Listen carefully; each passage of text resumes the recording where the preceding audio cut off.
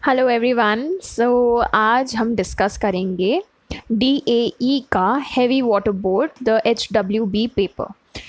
अभी I think ये 28 सितंबर को इसका पेपर था एंड इसका सिलेबस बहुत ही ज़्यादा सिमिलर है बार्क के एग्ज़ाम से, जो कि हमारा कल है। We have our exam tomorrow, that's why I have planned a live session for you all is well at 5 PM today, जहाँ पे हम जितने डाउट्स हैं, जितनी चीज़ें क्लैरिफाई कर सकते हैं, जितनी क्लैरिटी अपने दिमाग में ला सकते हैं, we will be doing that today at 5 PM। I have already set the premiere, the live session has been scheduled. तो आप यूट्यूब पे जाके मेरे चैनल पे उस पर रिमाइंडर भी डाल सकते हैं जब तक कि ये वीडियो अपलोड होकर आप तक पहुँचेगी। But the main reason why I wanted to discuss this paper was because the syllabus is extremely similar and the pattern is extremely similar to your BARC paper. Hopefully ये और कांड ना करें, they do not do more bullshit with us, and just stick to the pattern and stick to how it's been till now. So जैसे इसको solve करेंगे तो इन students के लिए भी क्लैरिटी आ जाएगी and we will be better prepared for the paper that is to come tomorrow. And बाकी तो यार ज़िंदगी बहुत बड़ी है, सो we'll manage, okay? So as you can see the date 28 को ही हुआ है, 100 नंबर का था। ये जो है टाइम इसके लिए गिवन है। बाग का पेपर इन्होंने 2 घंटे का कर दिया, which is again I don't know what they are doing, इतना कम क्यों कर दिया, but it's all right. So 2 sections हैं, सेक्शन A है एंड B है। Now if you need to read the instructions very carefully. अगर आपके बाग के पेपर में भी ये आता है तो काफ़ी स्टूडेंट्स कमेंट करके पूछ रहे हैं कि ऐसे आंसर लिखें, वैसे आंसर लिखें, सिर्फ हम मेंशन कर दें A है आंसर, B है, या फिर we write it in its entirety. So what I need you to focus on right now is that instructions बहुत क्लियरली आप पढ़िए। इधर इन्होंने लिखा है answer these sections in 2 separate answer booklets given to you. ठीक है, तो जो भी वो आपसे चाहेंगे वो ऑलरेडी मेंशन कर देंगे। So you need to pay attention to the instructions and don't stress over that. Now section A हमारा पूरा ग्रामर है, सेक्शन B हमारा डिस्क्रिप्टिव होगा। तो 100 क्वेश्चन हैं आई गेस। अब मुझे बहुत टाइम लगा इस पेपर को सॉल्व करने में। एंड पहले ये एक डिस्क्लेमर दे दूँ, let me put out a disclaimer right ahead that I solved it after going through it in its entirety। पूरी तरह मैंने पेपर देखा एंड जो मेरे हिसाब से सही क्वेश्चंस आए हैं, जो आंसर सही आए हैं, वो मैंने आपको दिए हैं। हो सकता है एक आध जगह, वैसे कई जगह मैं आपको मेंशन करूंगी कि जिन आंसर्स में मुझे बहुत तगड़ा डाउट है कि हो सकता है दूसरा भी उनका आंसर उनके हिसाब से हो, मैं आपको मेंशन कर दूंगी। But again these are my answers, every answer key can differ. UPSC तक में होता है कि टीचर्स खुद कहते हैं, the professor say that answer कुछ होना चाहिए, बट UPSC की आंसर की अलग ही चलती है। सो वो तो हमारे हाथ में नहीं है। So I can give you the answers to the best of my ability, but again if they differ it's the best that I can do at this moment. So let's begin. The sentences given below are grammatically incorrect। हमारा instruction हमें पहला मिल गया। Pick out the best suitable option to correct the sentence. MCQ है, हमको best option choose करना है। तो नंबर 1 का क्या है? अब हम इसे ना बड़ी फटाफट करेंगे। If you want you can pause it and read it in it's entirety, but क्योंकि हमें 100 क्वेश्चन डिस्कस जल्दी जल्दी करने, इतना टाइम हम में से किसी के पास नहीं है, तो मैं आपको सीधा आंसर और उसका लॉजिक दूंगी। सो 1 का आंसर जो है वो D है। अब 1 का आंसर D इसलिए है क्योंकि जो SVO होता है अप्रोच हमारी, again everything comes back to the SVO, ये टैंजेंट में यही है। If you see option D में आपका जो प्लूरल है वो भी आपके टेंस के साथ, ये दोनों चीज़ें साथ बैठ रही हैं। The employees of this company have been, क्योंकि बाकियों में अगर आप देखेंगे तो हैज़ कहीं कहीं आया होगा, आर आया है, डिमांड्स आया है, डिमांड आया है, लेकिन एम्प्लॉयज़ प्लूरल है तो उसमें हैव बीन आएगा और टेंस भी यहाँ सेम है। बाकी भी ग्रामेटिकली करेक्ट है, इसलिए D आएगा। तो आपका लॉजिक ये है कि प्लूरल भी सही बैठ रहा है एंड आपका टेंस भी इसी ऑप्शन में सही बैठ रहा है। नंबर 2 का आंसर आपका B है।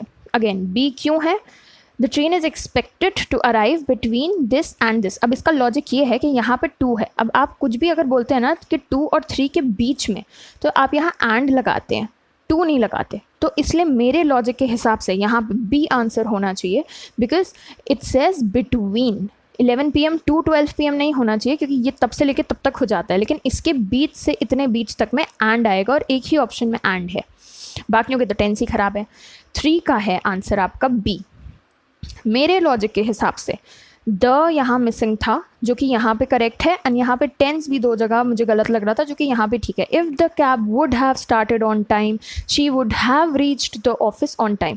एक मुझे डाउट ये भी लगा था कि यार क्या पता डी भी हो सकता है, क्योंकि मेरे ख्याल में ये भी मुझे ठीक लगा था, but then I notice that reached office on time, यहाँ पे इनका आर्टिकल मिसिंग है, जो कि आर्टिकल यहाँ प्रेजेंट है और यहाँ पे भी आर्टिकल मिसिंग था, तो मेरे हिसाब से इसका आंसर आपका बी होना चाहिए. नेक्स्ट 4 का आंसर मैंने लिखा है A. Why? Others are grammatically incorrect. Okay, आप पढ़ के एक बार देखिएगा. बिरलास फैमिली कुछ नहीं होता है. बिरला फैमिली यहाँ पे है is divided for the property, for कुछ नहीं होगा. यहाँ पे होता है कि you divided on some matter, so the renowned Birla family, not the Birlas family. तो ये एक गलत हो गया. डिवाइडेड ऑन द फैमिली में यहाँ पे तक the renowned Birla family divided on the property, यहाँ पे आपका ये आर्टिकल मिसिंग हो जाता है. सो सबसे करेक्ट ऑप्शन आपका ए ही निकल के आता है. What kind of a car do you want? अब यहाँ पे इनको ऑप्शन ये इस आर्टिकल से दिक्कत है, पता नहीं क्यों, क्योंकि इन्होंने कहीं पे भी ये नहीं डाला है, पर मेरे समझ के हिसाब से था कि ठीक है भी आ सकता है, बट इनके हिसाब से जो है बी सही बैठेगा, क्योंकि बाकी सारे ग्रामेटिकली इनकरेक्ट हो जाते हैं. What kind of car do you want? तो इन्होंने जो है हटा दिया है. 6 का मैंने ए डाला है. क्यों? Nishi said to the boy can you take me home now. Okay, अब मैंने आपको इनडायरेक्ट और डायरेक्ट स्पीच में समझाया था कि जो येस और नो क्वेश्चंस होते हैं, जब इनको हम रिपोर्टेड स्पीच में कन्वर्ट करते हैं तो हमारा इफ़ आ जाता है यहाँ पे. लेकिन जिन क्वेश्चंस का येस और नो में आंसर नहीं निकलता, उसमें फिर और एडिशंस होते हैं. आप वीडियो जाके देख सकते हैं, उसमें ये सब एट लेंथ समझाया गया है. सो इसी में हमारे ए में ही सही है. Nishi asked the boy if he could take her home then. Can आपका मॉडल चेंज हो गया कुड में, टाइम कन्वर्जन हो गया नाउ का देन में, एंड आपका येस और नो क्वेश्चन का इफ़ आ गया यहाँ पे. 7 का आंसर है C. By the time she had reached there he had left the place. Again tense, सबसे क्रूशल चीज़ जो यहाँ पे है, जो हमको ध्यान देनी है, वो है टेंस की, एंड यहाँ पे सिर्फ इसी ऑप्शन में हमारा टेंस ठीक है. The kingdom has been belonging to us since generations. 8 का आपका है ए. क्यों? पास्ट प्लस प्रेजेंट के हैज़ बिलोंग्ड, ठीक है, कुछ बिलोंग कर रहा था और अभी भी हमारा है, तो ये पास्ट भी और प्रेजेंट भी है. तो अगेन इसमें भी टेंस का ही रूल लगा है, एंड सिर्फ इसी वाले में आपका टेंस ठीक है, तो यहाँ का भी आंसर ए है. Now the directions have changed. Comparison, degree of comparison for the given sentences. 9 का है B. Richest country in the world. Okay, so यहाँ पे जो डिग्री है ये हाईएस्ट है. बाकियों में आप देखेंगे तो ग्रामेटिकली इनकरेक्ट बैठता है. America is rich country in the world, ठीक ही नहीं है. America is the most rich country, दो नहीं आ सकते, मोस्ट और रिच, तो फिर आपको उसका नेक्स्ट डिग्री लगाना होता है. Is richer than any other country in the world. मैं इसमें थोड़ी डाउटफुल थी कि यार ठीक तो ये भी बैठ रहा है, बट अगर हम कंपैरिजन में देखें और सुपरलेटिव जो आपकी ये जो डिग्रीज चेंज होती हैं, तो रिचेस्ट ही ठीक बैठ रहा है मेरे हिसाब से. अगेन अगर आपको डाउट है, आपको लगता है इसका आंसर कुछ और हो सकता है, तो आप प्लीज़ फ्रीली उसको मान सकते हैं और इसको इग्नोर कर सकते हैं. बट मेरी यही कोशिश है कि I give you the best possible answers which are correct according to me. We can all go wrong, and वो तो HWB वाले ही बताएंगे हमको कि कहाँ हम सही हैं कहाँ नहीं. 10 का है सी. Smarter then. अगेन यहाँ पे इस डिग्री के साथ जब दैन आता है तो स्मार्टर ही लगता है. ओके, स्मार्ट दैन यहाँ गलती थी, लेकिन यहाँ पे हमारे इस डिग्री के साथ दैन ये लगेगा, इसलिए आंसर हमारा सी है. 11 का worse than. C. D. Delhi is worse than Mumbai in terms of population. Bad का आपका again degree of comparison change हो गया और ये वर्स बन गया और ये कंपेयर हो रहा है, तो यहाँ दैन लगेगा. 12 का है much better. A. My sisters are much better than her sisters in studies. बाकी अगर आप देखेंगे good than, much good, more good, ये सब के सब ग्रामेटिकली इनकरेक्ट है. तो काफ़ी MCQ वाले क्वेश्चंस जो हैं आपके सॉल्व होते हैं एलिमिनेशन से, ठीक है. So you need to focus on elimination. जब आप देखेंगे कि भाई आधे से ज़्यादा तो आंसर ही गलत है, तो आप करेक्ट आंसर को एलिमिनेशन के थ्रू समझ जाएंगे. 13 का है बी. ओके, बी क्यों है? इसका बहुत तगड़ा लॉजिक है. सुपीरियर जो होता है ना, वो ऑलरेडी हाईएस्ट डिग्री एवर होता है, इससे ज़्यादा ऊपर कुछ होता ही नहीं है. So when that is the case आप ना मच लगाएंगे ना मोर लगाएंगे, इस सुपीरियर दैन नहीं लगाएंगे, क्योंकि सुपीरियर के साथ पहली चीज़ तो टू आता है, anything is superior to something, ठीक है। दैन आएगा नहीं तो ये कट गया, एंड मच और मोर तो लग ही नहीं सकता क्योंकि ऑलरेडी हाईएस्ट है, इसके ऊपर कुछ होता ही नहीं है, इसलिए आपका आंसर बी होगा। Now again, directions have changed. Read the paragraph given below and choose the correct option for the blanks from the options given for each question. इसमें मेरे को काफ़ी डाउट्स थे क्योंकि ये इतने क्लोज हैं सबके सब कि मेरे को कई बार समझ ही नहीं आ रहा था कि यार ये मतलब क्या आंसर चाह रहे हैं हमसे। सो 14 में मैंने आपका करा है सी, लेकिन इसमें मुझे डाउट है कि ओवर भी हो सकता है, बट मेरे हिसाब से अक्रॉस होना चाहिए। अब मैं आपको आंसर दे देती हूँ, आप पढ़ के एक बार देख लीजिएगा, क्योंकि 100 क्वेश्चंस हैं, बहुत लंबी वीडियो खिंच जाएगी, इसलिए मैं सबके लॉजिक नहीं दे रही, बट ये आंसर बैठ रहे हैं। 15 का मैंने किया है सी, इसमें तो मेरा कोई डाउट है नहीं, ये तो सही है। और इसका आंसर कैसे मिलता है मैं बताती हूँ। सी आपका है डिप्लॉयमेंट ऑफ, यहाँ लगना चाहिए। अब कहाँ से आंसर मिला, देखिए इन्होंने एग्जैक्ट सेम चीज़ यूज़ की है और यहाँ पे इन्होंने ये ही लगाया है, तो इसलिए ये तो पक्का सही है। 16 का मैंने किया है ए, फ्रॉम। 17 का आपका आंसर आ जाता है बी, अराउंड। एंड 18 का आपका आ जाता है अगेन सी, जिसमें मुझे डाउट था, तो मुझे डाउट है 14th में और 18 में, बाकी में मैं क्लियर हूँ कि बाकी तो सही है। तो अगर आपको भी डाउट लगता है तो then let's wait for the key, let's wait for the answers, लेकिन बाकी सारे ठीक है। Directions have changed, best suited article आपको चूज़ करना है इन सब में से। 19 का आपका हो जाता है, पिछली बार मैंने पेपर डिस्कशन में क्या किया था कि मैं साथ साथ सॉल्व कर रही थी, फिर मेरे को रियलाइज़ हुआ कि मैं एक बार सॉल्व करके उन्हें क्रॉस चेक करती जाती हूँ ताकि बिल्कुल भी कोई गलती का चांस ही ना निकले। तो 19 का आपका बी आ जाता है, the lilies in the backyard are beautiful, क्योंकि हम इन पर्टिकुलर बैकयार्ड वाली लिलीज की ही बात कर रहे हैं। तो अ आता है जब आप स्पेसिफिक सब्जेक्ट के बारे में बात नहीं कर रहे होते हैं, द आता है जब आप किसी भी स्पेसिफिक चीज़ के बारे में ही बात कर रहे हैं, दैट्स वाई द। 20 का आपका है D, no article. How much snow do you get in winters, a नहीं आएगा, एन नहीं आएगा, द नहीं आएगा, इसलिए कोई आर्टिकल की यहाँ पे ज़रूरत नहीं है। 21 का आपका है C, where is the axe he just used, again specific axe की बात हो रही है, यही लॉजिक लगेगा। 22 का है आपका ए, लेकिन इसमें मुझे डाउट है कि डी भी आ सकता है। She ate the fruits for lunch, but you know मैं डी ही बोलूँगी एक्चुअली में, मुझे नहीं लगता द फ्रूट्स आएगा, बट अगेन वो कुछ भी कर सकते हैं, but according to me it should be she ate fruits for lunch. General fruits की बात हो रही है, अ फ्रूट होगा नहीं, एंड फ्रूट होगा नहीं, तो she ate fruits for lunch, तो मेरे हिसाब से डी होना चाहिए। 23 का again D, we saw lions, यहाँ कुछ नहीं आएगा, इन द सफारी, क्योंकि ये पर्टिकुलर सफारी की ही बात हो रही है, सो डी, यहाँ पे कोई आर्टिकल नहीं, बट यहाँ पे द आएगा। Now, spot the error in the sentences. If there is no error, mark your answer as no error. ठीक है, पार्ट्स में इन्होंने पूछा है कि कहाँ पे कौन सा गलत है। 24 का बी होगा, क्यों? नाइदर के साथ अगर आप ध्यान देंगे तो नॉर आना चाहिए, ना कि और, तो ये तो सीधा सीधा आपकी गलती पार्ट 2 में ही है। 25 का मैंने किया है सी, इसमें मेरे को थोड़ा डाउट था, ये क्वेश्चन ये सेंटेंस ही गलत है। मैं आगे आपको दिखाती हूँ 2-3 जगह इन्होंने पेपर में ही गलत एकदम लिखे हुए, स्पेलिंग ऊट पटांग करी हुई है, तो ये तो भयंकर डाउट है मेरा, क्योंकि मेरा डाउट ये है कि ये सेंटेंस अपने आप में ही गलत है। पर चलिए ठीक है, अगर निकालना भी है इसका आंसर तो 25 का मैंने सी किया हुआ है। क्यों? पार्ट 3 में एरर यहाँ पर मुझे देन में लग रहा है, बट बाकी तो मेरे को ये लोचा पूरे सेंटेंस में ही लग रहा है।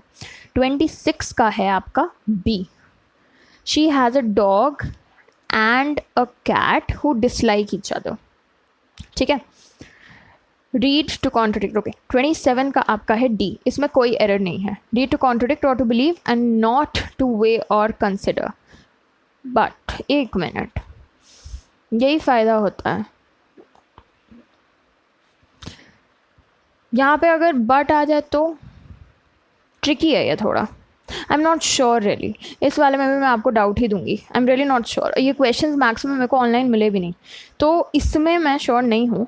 यहाँ पे read to contradict or to believe but not to weigh or consider and not to, दोनों ही बैठ रहे हैं यार, पता नहीं। इसका तो सच्ची में नहीं पता क्या है, या तो पार्ट 3 हो सकता है अगर यहाँ पे बट आएगा, वरना नो एरर है, इधर तो कुछ भी गलत नहीं है। 28 का आपका हो जाता है D, no error. Ram lost not only his wallet but also his watch. कोई गलती नहीं है इसमें, एकदम सही है ये। अच्छा, अब आ जाती है आपकी एक्टिव और पैसिव वॉइस। ये मैं आपको करा चुकी हूँ, आप वीडियो जाके देखिए। जितनी चीज़ें हमने किया ना सब है यहाँ पे, सब कुछ है। बट कुछ कुछ जगह अगेन इन्होंने क्वेश्चंस ऐसे दे दिए हैं। ये देखिए यहाँ पे तो सबसे बड़ी दिक्कत है, क्वेश्चन मार्क में ही इन्होंने ऊट पटांग चीज़ें करी हुई हैं। सो ठीक है, कुछ नहीं कर सकते अब, but let's do our best. 29 का है आपका D, you are not to disobey your elders. इसका कन्वर्जन जो है यही बनेगा। 30th का है आपका D, the teacher was listened to by the students were listening to the teacher. ये आपका ऑब्जेक्ट जो है वो आगे आ जाएगा तो बन जाएगा teacher was listen to by the students. 31 का है आपका C, it has to be done by me, I have to do it, it has to be done. Again आगे आ जाता है आपका ऑब्जेक्ट एक्टिव से पैसिव में।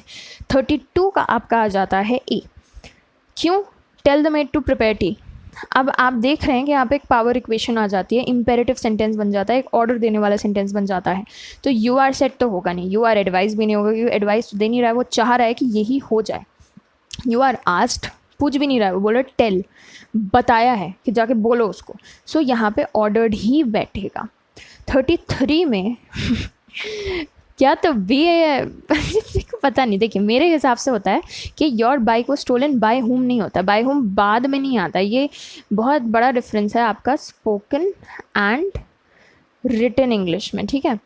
स्पोकन में आप स्लैंग यूज़ करते हैं, थोड़ा आगे पीछे SVO कर लेते हैं क्योंकि वो चलता है, लेकिन रिटन बहुत ही ज़्यादा फॉर्मल होता है, आप इसमें ज़्यादा चेंजेस नहीं कर सकते। तो अगर मैं आपसे बातचीत में बोल दे रही हूँ कि your bike was stolen by whom, वो है वैसे गलत, ये ग्रामेटिकली करेक्ट नहीं है, बट फिर भी बोलते बोलते we can speak it. But grammatically correct तो यही होता है, by whom was your bike stolen, किसने चुराई आपकी बाइक। तो मेरे हिसाब से तो बी है, बाकी यही जाने भाई इनका। Find out the correct indirect speech. Again ये सारी चीज़ें, ये बहुत बहुत बहुत अच्छे क्वेश्चन थे इसमें, और जो मैंने वीडियो बनाई थी डायरेक्ट इनडायरेक्ट जिसमें मैंने सब कवर किया है, अगर आप उसको देख लेंगे आपको ये बहुत ईजिली क्वेश्चंस हो जाएंगे सारे, मजाक की बात नहीं है, बिल्कुल बहुत अच्छे से आप ये क्वेश्चंस कर लेंगे। सो आपका 34 का आंसर है बी, क्यों, I have baked the cake जो है यहाँ पे she had baked a cake हो जाएगा, ठीक है। तो मिलाना है दोनों को कि ये है कि नहीं है। 35 का आपका हो जाता है डी, इसलिए क्योंकि अगर आप वीडियो में जाके देखेंगे जहाँ पे मैंने एक्सक्लेमेटरी सेंटेंसेस को डिस्कस किया था, मैंने बोला था कि जब एक्सक्लेम लगता है तो कोई इमोशन भी साथ में लगता है विथ, तो आप वहाँ पे यूज़ करते हैं विथ, ठीक है। इस लॉजिक के हिसाब से एक्सक्लेम्ड वंडरफुली मुझे ठीक नहीं लगा, सेड विथ वंडर नहीं, एक्सक्लेम्ड ही आएगा। अविरल exclaimed with wonder that the scenery is very beautiful, is यहाँ पे इन्होंने गलती कर दी क्योंकि वो वॉज हो जाता है। अविरल exclaimed with wonder that the scenery was very beautiful, तो मेरे हिसाब से तो यही आंसर बैठता है। 36 का आपका आ जाता है C, she observe that the world was full of sorrow, she wished to be dead. She wish to die मुझे उतना ठीक नहीं लग रहा था, जबकि मेरे को थोड़ा डाउट था, बट मेरे हिसाब से यही बैठेगा। 37 का आपका आ जाता है again D, the policeman question where were the weapons. अब इंक्वायर्ड या इंक्वायर्ड क्यों नहीं यूज़ होगा, क्योंकि यहाँ पुलिसमैन है, ये आपसे पूछेगा नहीं ऐसे कि अरे भाई बता दो है क्या, तो आवाज़ लोहा है क्या, वेपन है क्या, नहीं पूछेंगे, वो आपसे क्वेश्चन करेंगे, they will interrogate you, and that is why according to me the policeman question where were the weapons. अब गलती पता है मेरे को इनकी कहाँ लगती है, वेयर द वेपन्स वर होना चाहिए यहाँ पे, क्योंकि आपने स्पीच को कन्वर्ट किया, लेकिन इन्होंने वैसे का वैसे ही लिख दिया। तो यहाँ पे मेरे को थोड़ी इन्हीं में गलती लग रही है, HWB वालों में ही लग रही है, बट कांट डू मच। 38 का आपका जाता है डी, क्यों, क्या हो रहा है यहाँ पे, मेरे को करने नहीं दे रहा, मैं यहाँ पे कर देती हूँ, आपका डी आ जाता है। The man said I am ruined, the man exclaimed with sorrow. Again exclaimed in grief नहीं होगा, एक्सक्लेम्ड विथ सॉरो होगा, बट अगेन हो सकता है अपने लॉजिक के हिसाब से आपको बी भी सही आंसर दे दे, तो यहाँ पे मैं थोड़ी सी डाउट में हूँ, लेकिन मैं फिर भी ये लॉजिक मानती हूँ। मैंने काफ़ी सेंटेंसेस ऑनलाइन भी पढ़े कि जो ग्रीफ होता है ना वो आप ऐसे लिखते हो, आउट ऑफ ग्रीफ, ठीक है। The man exclaimed out of grief, या फिर एक्सक्लेम्ड विथ सॉरो। तो मेरे हिसाब से तो डी ही है, लेकिन अगर ये इस लॉजिक के साथ जाना चाहें कि एक्सक्लेम्ड इन ग्रीफ है जबकि आउट ऑफ ग्रीफ होता है तो वो बी भी दे सकते हैं। सो कुछ नहीं कह सकते इसका। ये बड़ा प्यारा क्वेश्चन है भाई, इसमें तो 5 के 5 नंबर आपको मिल ही जाने चाहिए, इससे सिंपल कोई क्वेश्चन ही नहीं हो सकता। ओके 39 में how blue the sky looks. चलिए मैं पढ़ते पढ़ते आपको बता दी जाती हूँ। यहाँ से तो मैंने लिख लिया था ताकि मैं बिल्कुल गलती ना करूँ, बिल्कुल भी नहीं, बट मैं यहाँ पे भी बता देती हूँ आपको। How blue the sky looks, the moon did not rise till after 10। ठीक है, मैं अपने कलर चेंज करूँ, थोड़ा पर्पल कर लिया जाए। The brave soldier lost an arm in battle. Have you told him about the accident? Only the best quality sold by us. He likes to picture himself as the original thinker. Mumbai is the largest cotton textile center in the country. I have not seen him since he was a child. He would make a better engineer than a lawyer. The musician was an old man. बहुत simple, हद से ज़्यादा simple. Okay, words to the right और opposite, तो हमको इन्हें match करना है। ये जिस भी बच्चे ने मुझे भेजा है इसका एक आधा गलत है, तो मैं आपको बता देती हूँ कि ऐसे बता देती हूँ A B C D E और इनका क्या क्या क्या क्या है। आपका A में आ जाता है 4 5 2 1 3, 4 5 2 1 3। सो ए का 4 है, फ्यूड का हार्मनी, लड़ाई जहाँ होती है उसका ऑपोजिट हो जाता है हार्मनी। बी का 5 है, ग्लूम है जहाँ वहाँ डिलाइट है, ऑपोजिट। फेरोशियस का आपका आ जाता है 2, जेंटल।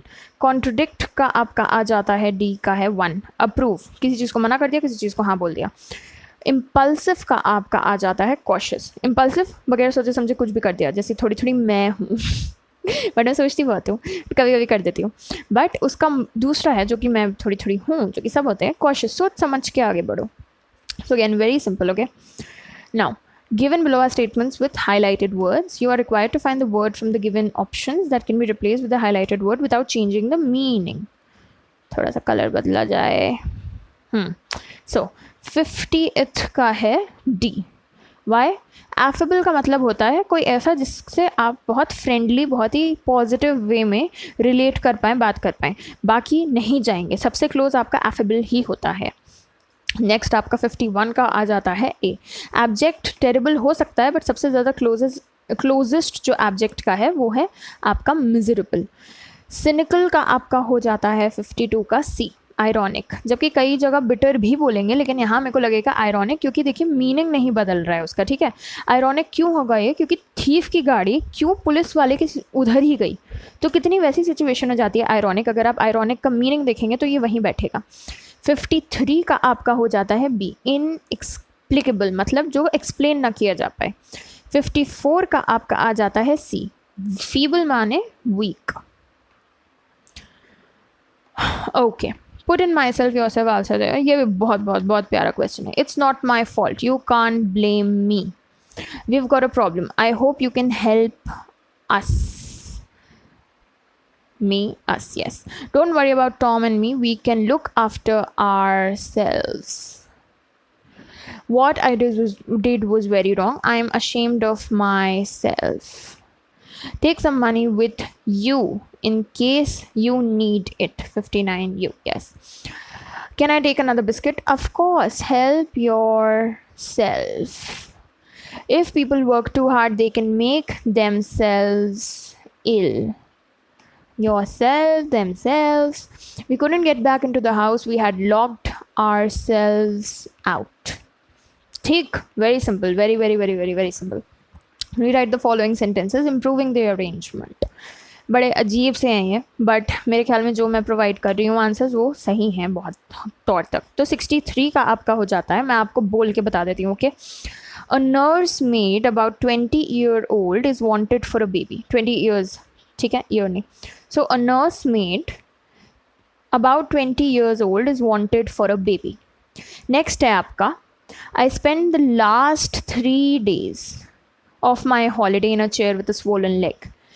उसके बाद है आपका he killed the sparrow with a gun which was eating some corns. With a gun आपका आगे आ जाएगा. The following versus on amusement, ठीक है. The following verses were written by a young man for his own amusement who has long since been dead. तो आपका ये for his own amusement आगे आ जाएगा, man यहाँ, ठीक है, इसके साथ आ जाएगा, और who has long since been dead पीछे आ जाएगा.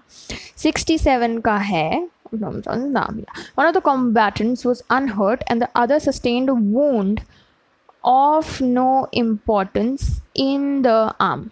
ठीक, समझ गए. ये पूरा जो जट्ठा है ये लास्ट में आ जाएगा, ऑफ नो इम्पॉर्टेंस वुंड के बाद आ जाएगा. Give single words, very very very very simple, बताती जाती हूँ मैं. ये हो जाता है आपका टेनेंट, ये हो जाती है आपकी मोनास्ट्री, स्पेलिंग सही होनी चाहिए. मेडिसिन जहाँ डिस्पेंस होती हैं ये आपकी हो जाती है डिस्पेंसरी. अनमैरिड वुमन आपकी होती है स्पिंस्टर, ट्रिकस्टर. ये इनफैलिबल, ये मैं श्योर नहीं थी, मैंने ऐसा कभी सुना नहीं कि ये इन्हीं के लिए बस यूज़ होता हो, बट ठीक है. ये आपका हो जाता है एमिग्रेंट. एमिग्रेंट और इमिग्रेंट में ये होता है कि आई और ई से आपका एग्जिट होता है, ठीक है, चला गया है यहाँ से. इमिग्रेंट जो जहाँ आ रहा हो, ये जहाँ से जा रहा हो. वन हू डज नॉट, ये है इंट्रोवर्ट. ठीक, अगेन हाईलाइटेड टेक्स्ट है, करेक्ट इडियम और फ्रेजेस से रिप्लेस करना है.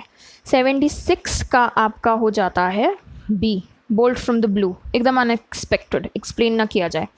77 का आपका हो जाता है, मैं इसमें कंफ्यूज थी, ए और डी में मैं कंफ्यूज हूँ, ठीक है.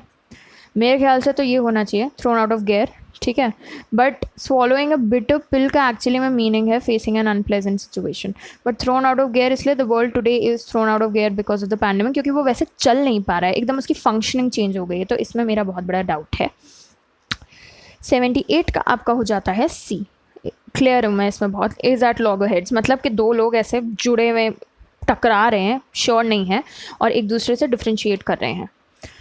79 का आपका आ जाता है डी. हार्ड एंड फास्ट का मतलब ही होता है स्ट्रिक्ट. 80 का हो जाता है आपका सी. द रीज़न फॉर क्वारल, तो सी आ जाएगा.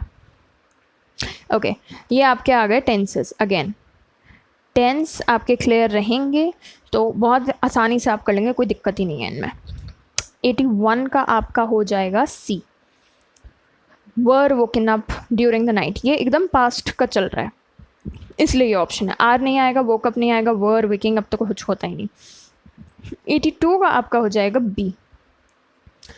There's somebody walking behind us, कुछ हो रहा है, कंटिन्यूस है, we are being followed. Continuous में मैंने आपको रूल बताया था टेंस वाली वीडियो में कि बीइंग जो है हर कंटिन्यूस के साथ बीइंग ऐड ही हो जाता है, चाहे आप इनडायरेक्ट से डायरेक्ट जाएँ, डायरेक्ट से इनडायरेक्ट जाएँ, एक्टिव पैसिव, पैसिव एक्टिव, जहाँ कंटिन्यूस है वहाँ पे बीइंग का एडिशन हो जाता है. 83 का आपका है ए. वेयर वर यू बॉर्न, और उसका फिर आंसर मिल जाता है इन लंडन, ठीक है. 84 का आपका है सी. अब क्यों, the train was suppose to arrive at 11:30 but it was an hour late, कि ये कुछ होना था लेकिन ये हो गया, इसलिए सी. 85 का आपका हो जाता है B. Had visited, he said that he had visited Mumbai some time before, पूरा पास्ट आपका हो गया, क्योंकि आप चेंज द वॉइस, ये एक्टिव भी हो सकते हैं, पैसिव भी हो सकते हैं. तो 86 का है videos used by them for teaching. Okay, they use video for teaching the students. The video क्योंकि नहीं है तो इसका आएगा video is used by them for teaching. One should keep one's promises. इसका मेरे ख्याल में ये होगा promises should be kept by one. 88 का होगा who sent this letter. By whom was this letter sent? 89 का he was made the king. They made him the king. 90 का circumstances will oblige me to go. I will be obliged to go by circumstances. अब again इसमें आपको कहीं भी लगे कि ma'am ने जो बताया है, जो मैंने बताया है वो गलत है, कोई दिक्कत नहीं है. You can stick to your own answers. जब आंसर की आ जाएगी तो जो भी उसमें लिखा होगा मैं उस से बिल्कुल सहमत हूँ। गलती हो सकती है कन्वर्जन में, हो सकता है आपको वो ना समझ आए किसी रीज़न से, हो सकता है मैं कहीं गलत हूँ, तो बिल्कुल लड़ने वाली ये चीज़ ही नहीं है। मैं अपनी तरफ से, क्योंकि इसके आंसर्स कहीं नहीं है और ये थोड़े टेढ़े पेचीदे हैं, कुछ रूल कहीं हो सकता है कि ये अपने आप से कुछ अलग लगा रहे हों, जैसे मैंने पढ़ाया है, जैसे मैंने समझाया वैसे ना लगा रहे हों, तो कोई दिक्कत की बात नहीं है, लड़ने वाली बात नहीं है। जो वो बोलेंगे हम वो मान लेंगे, हमको मानना ही पड़ेगा। मैं बस अपना बेस्ट दे रही हूँ। मैं सोच रही हूँ कि आपके पास कुछ आंसर होने चाहिए रेफ़र करने को, ताकि आप लॉस्ट ना फील करें, ताकि आप समझ पाएँ कि ठीक है आपने कितना लगभग स्कोर किया होगा एग्ज़ाम में। ना 91 तक चलिए पहुँच गए। ये बड़ा ही मतलब क्या चाहते हैं मेरे को समझ नहीं आता। मैं भी 2 मिनट को बैठ के सोची थी कि करना क्या है इसमें, तो मैंने कहा चलो ठीक है, कुछ पूछ रहे हैं देखते हैं। तो ये कह रहे हैं कि sentence A is complete, sentence B is not, और सेंटेंस बी को ऐसे लिखो कि वो सेंटेंस ए से इतना सिमिलर रहे जितना पॉसिबल हो सकता है। तो हमने कहा कि ठीक है लिख के देखते हैं, करते हैं कोशिश कुछ। तो 91 का मैंने ऐसा किया, he always obeys his teachers. तो his teachers instructions are always obeyed by him. तो मैं लिख के भी आपको दिखा देती हूँ, हिज टीचर्स इंस्ट्रक्शंस, क्योंकि मेरे को समझ नहीं आ रहा था इसका क्या होगा। His teachers instructions are always obeyed by him. अब पता नहीं ठीक है कि नहीं है, ये तो यही जानेंगे। ऐसे क्वेश्चन तो मैंने ज़िंदगी में हमने नहीं देखे, बट आपके लिए तो कुछ भी करना पड़ेगा, करेंगे। Not only did he buy a desktop but also laptop. ये आसान था।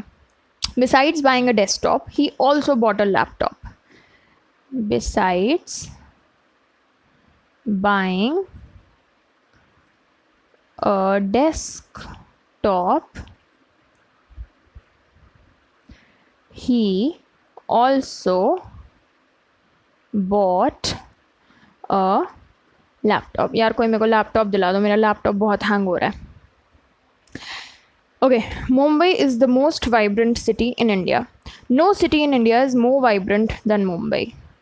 No city in India is more vibrant than Mumbai.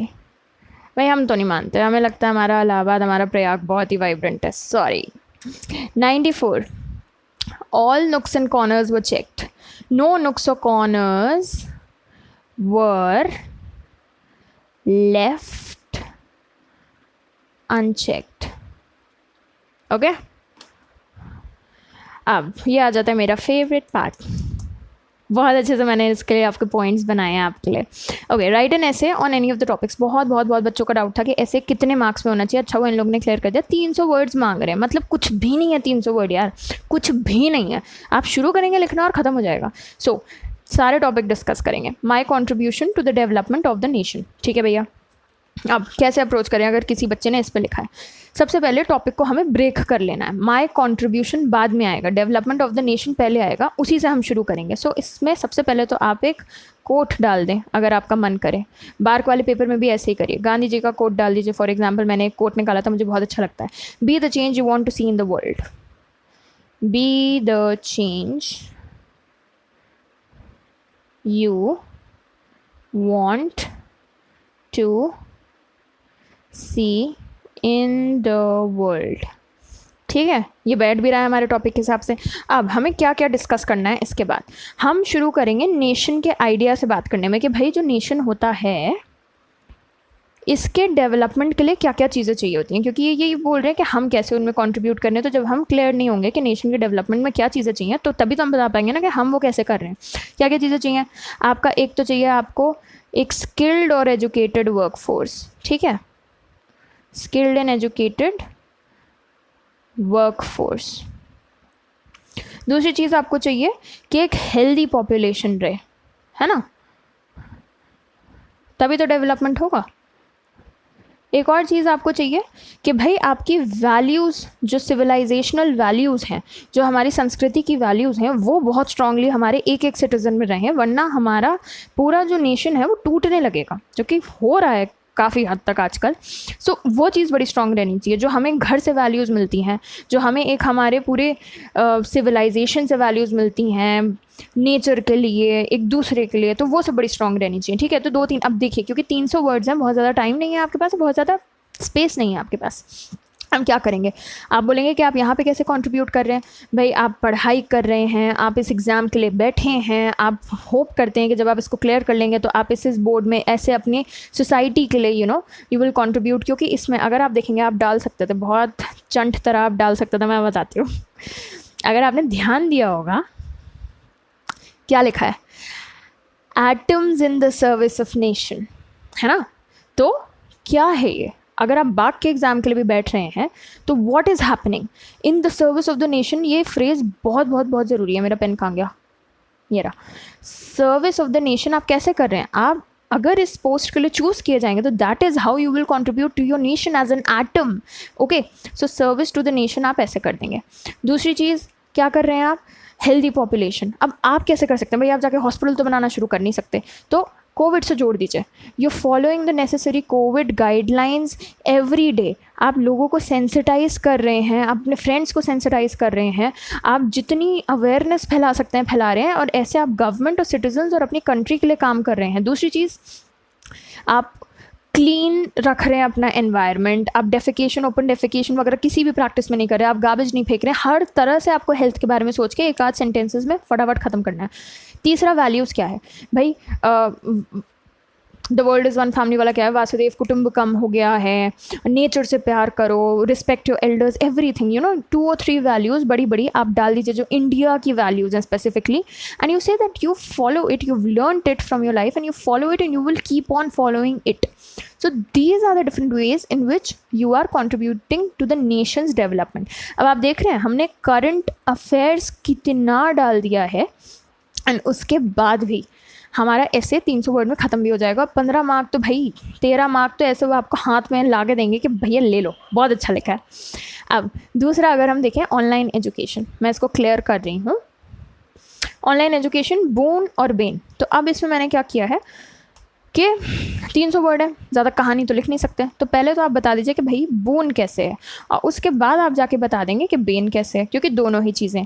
तो बून कैसे है, कोविड में सब कुछ बंद होने के बावजूद भी ऑनलाइन एजुकेशन के थ्रू बच्चों की पढ़ाई नहीं छूटती, तो access to education was maintained. दूसरी चीज़, टेक सैवी।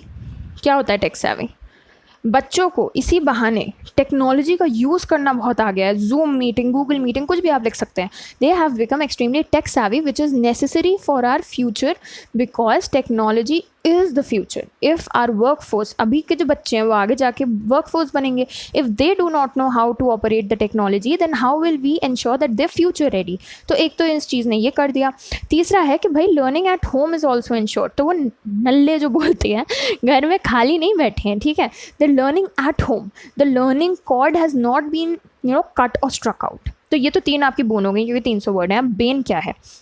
डिजिटल रीच जो है, आप कोट कर दीजिए गवर्नमेंट सोर्सेज को, जो डिजिटल रीच है आपकी सिर्फ 8% घरों तक ही पहुंच पाई है। इसके अलावा इंडिया की 92% तक नहीं पहुंचती हैं ऑनलाइन क्लासेस, रिसोर्सेज कुछ नहीं पहुंच पाता बहुत रीजंस के चक्कर में। Then female drop out rate, ठीक है, क्योंकि स्कूल बंद हो गए हैं, तो you can mention, and this is pure fact, आपकी मिड डे मील स्कीम जो थी, इसके चक्कर में बहुत सारे बच्चे आते थे, और स्पेसिफिकली फीमेल्स आते थे, क्योंकि उनको खाना भी मिल जाता था। अब क्या है कि घर पे काम इतना बढ़ गया है, जब घर में सब हैं तो वर्कलोड फीमेल छोटी बच्चियों पे आता है, तो इनका ड्रॉप आउट रेट बहुत ज़्यादा हो गया है। इनको पढ़ाई के उतने अवसर नहीं मिलते जितने लेट्स से जो मेल काउंटर पार्ट है उनको मिल जाते हैं। तो ये बहुत बड़ा हो गया, क्योंकि हमारी ये जेंडर पैरिटी पे बहुत नेगेटिवली इम्पैक्ट करेगा। जेंडर पैरिटी हमारी इससे ख़त्म होगी, क्योंकि again the same logic, future, they are the future, so if you are not educating them for some reason, तब तो भाई खतरनाक। देन द डिजिटल डिवाइड बढ़ता जा रहा है। जिन बच्चों को ये बून मिल रही है और जिन बच्चों को नहीं मिल पा रही, अपार्ट फ्रॉम द 8%, जो 92% जिन्हें नहीं मिल पा रही, भाई उन दोनों के बीच में डिजिटल डिवाइड कितना ज़्यादा बढ़ता जा रहा है। सो यहाँ पे आपके बेन्स आ गए, यहाँ बून आ गए, और आपको दोनों डिस्कस करना था, एंड उसमें आप कंक्लूड कर दीजिए सिर्फ एक आधा लाइन में कि बेन है, पर फिर बेन को कैसे ठीक किया जाए, आपके डिजिटल इंफ्रास्ट्रक्चर को आप स्ट्रेंथन करिए एंड होपफुली जो है आपका रेडियो हो गया, आपके ब्रॉडकास्ट सर्विसेज हो गई, इन सब के थ्रू गवर्नमेंट हर विलेज में प्रिपेयर कर रही है, कोशिश कर रही है कि टीवीज़ और रेडियोज़ के थ्रू डेली लेसन्स चलाए, आपके सैटेलाइट्स के through. So again current affairs आपने डाल दिया, सैटेलाइट की स्पेलिंग गलत हो गई यार, शायद शिट, मेरी हमेशा इसमें गलत होती है। तो सैटेलाइट्स इन सब के थ्रूज जो है आपका गवर्नमेंट कोशिश कर रही है and that is how you and it, you discussed everything in this. अब हमारा आ जाता है तीसरा, important life lessons I learn during the pandemic. Lessons again आप चाहें तो कोई कोट कर सकते हैं, किसी का भी कोट कर दीजिए, गांधी जी को आप फिर से कोट कर सकते हैं इफ़ यू वांट, बढ़िया काम करेंगे।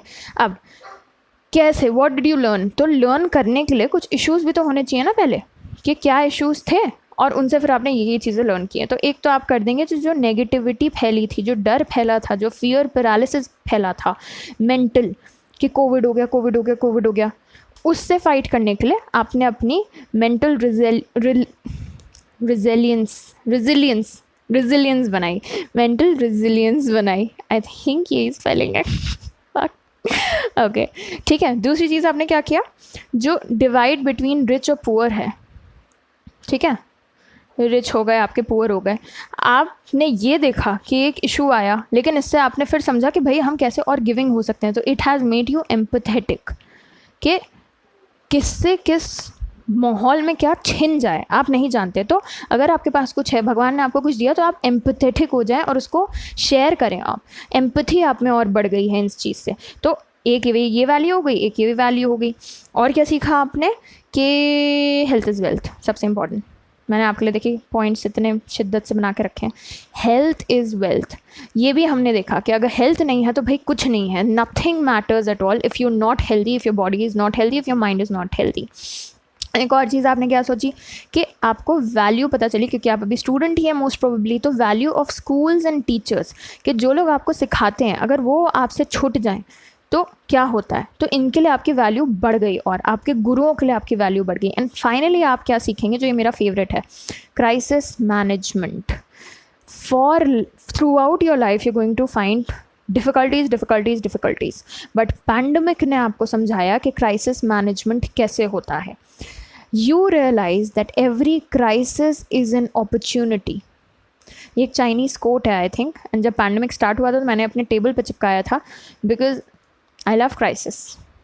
मैं चेंज हो जाती हूँ क्राइसिस में, मज़ा आता है मेरे को क्राइसिस में। So every crisis is an opportunity for you to change, for you to bring a huge change in life lesson. सो ऐसे आप ये कर सकते हैं। अब लेटर बड़े ही सिंपल आए हैं, describe to your friend a beautiful place in India which you visited. इससे ज़्यादा सिंपल मुझे नहीं लगता कोई दे सकता है। दूसरा, used face mask just scenes strewn all around the roads, write a letter to your municipal corporator suggesting remedial action. Again, letter वाली वीडियो में जाइए and letter to the editor या फॉर्मल लेटर, दोनों में से कुछ भी उठा के आप देख लीजिए, आपको इमीडिएटली समझ आ जाएगा कि इस टॉपिक को आपको कैसे टैकल करना है। अगेन मैं इसको नहीं डिस्क्राइब करी क्योंकि लेटर वाली वीडियो में मैंने बहुत मेहनत की है, मैंने इतनी मेहनत की है, तो मुझे लगता है कि अगर आप उसको जाके देखेंगे और आप फॉर्मल लेटर देखेंगे तो आपको समझ आ जाएगा कि यहाँ क्या करना है। अगेन प्रेसी, मैंने इसका आंसर इसलिए नहीं दिया क्योंकि मैंने इस प्रेसी को पढ़ा और मैंने कहा कि यार ये बहुत ही जनरल प्रेसी है, मैं खुद 2-3 प्रेसी बना के बैठ गई इसके। तो मैंने ये सोचा कि make your precis on your own. What you need to do is watch the video on precis writing and ensure कि जो जो उसमें चीज़ें हैं आपने अपने प्रेसी में इंक्लूड की हैं। बाकी किसी भी प्रेसी का कोई शॉर्ट आंसर नहीं होता है कभी भी। All you need to see is कि 1/3 आपकी वर्ड लिमिट होनी चाहिए एंड सूटेबल टाइटल होना चाहिए। उसके अलावा if you covered everything that there is in this और जनरली ग्रामेटिकल एरर्स आपके कम है तो your precis is good to go. आपको 13-14 नंबर बड़ी आसानी से मिल जाएंगे। Okay, so I have not written the precis here. बस ये ध्यान दिलाना चाहती हूँ मैं आपको कि see the precis video, please see it and ensure that your precis has all the desired things required. Okay, यहाँ प्रेसी है, आप देख सकते हैं, इसको प्रैक्टिस कर सकते हैं। अगेन मैं ये इसलिए करा रही हूँ क्योंकि सिलेबस बहुत सिमिलर है, बस इसमें नोटिंग एंड ड्राफ्टिंग नहीं पूछा है इन्होंने, पर बाक वाले पूछेंगे, उसमें भी चिंता की कोई बात नहीं है। फॉर्मेट जब तक आपका क्लियर है रट लीजिए उसको, आप कर लेंगे। बाकी हमारा 5 PM पे लाइव सेशन है। मैंने थोड़ा सा टेस्ट रन करके देख लिया कि हाँ ठीक है चलता है लाइव सेशन कि नहीं चल रहा है मेरे लैपटॉप पे, वो चल रहा है। एंड जितने लोग हो सकते हैं पॉसिबल प्लीज़ आप मुझे वहाँ ज्वाइन करिए, जो पूछना है एक दूसरे से मुझसे पूछिए और क्लियर करवाइए। एंड थोड़े से मैं मोटिवेशनल शब्द भी बोल दूँगी ताकि आप बिल्कुल भी टेंशन ना लें, क्योंकि टेंशन लेने वाली कोई चीज़ ही नहीं है। मस्त जाओ पेपर देख के आओ, ख़त्म। So, thank you. I'm going to see you soon at 5 p.m. Don't miss it if you can. You know, if you can attend it, please do. आपकी बहुत हेल्प हो जाएगी, आपका दिल दिमाग सब बड़ा हल्का हो जाएगा। क्योंकि जो मेरी पेप टॉक होती है वो बड़ी मस्त पेप टॉक होती है। उसके बाद लगता है कि बस पहाड़ फेंको हम पे, कुछ नहीं होने वाला, हम सब संभाल लेंगे। छाती चौड़ी करके जाना, कोई दिक्कत ही नहीं है। अगर आपको ये वीडियो अच्छी लगे तो इसे लाइक और शेयर करिए, और प्लीज़ मेरे चैनल को सब्सक्राइब करिए। मुझे ऐसे ही बहुत बहुत बहुत बहुत प्यार देते रहिए। इंस्टाग्राम पे मैं जो भी नया कर रही होती हूँ उसके बारे में अपडेट करती हूँ।